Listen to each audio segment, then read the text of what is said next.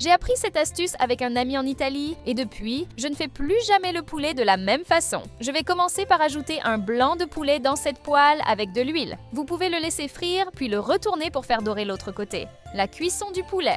C'est vous qui décidez, selon votre goût. Quand il arrive à cette couleur, c'est parfait, je peux déjà le mettre dans un autre récipient. Je vais le couper en lamelles, puis transformer ces lamelles en petits morceaux.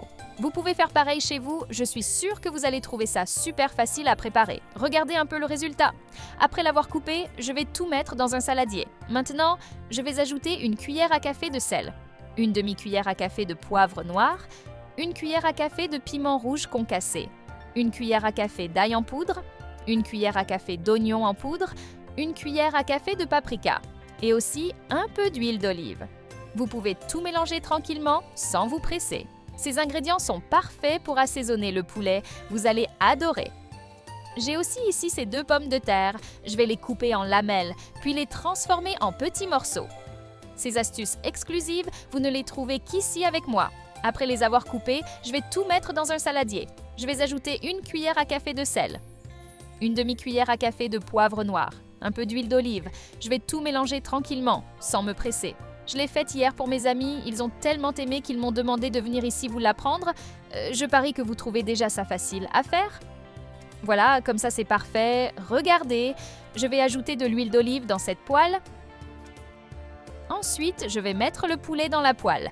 Je vais aussi ajouter les pommes de terre que j'avais préparées. Je vais ajouter 3 gousses d'ail hachées. Je vais mélanger. Je n'ai même pas encore terminé que l'odeur a déjà envahi ma cuisine. Même vos voisins vont la sentir tellement c'est bon.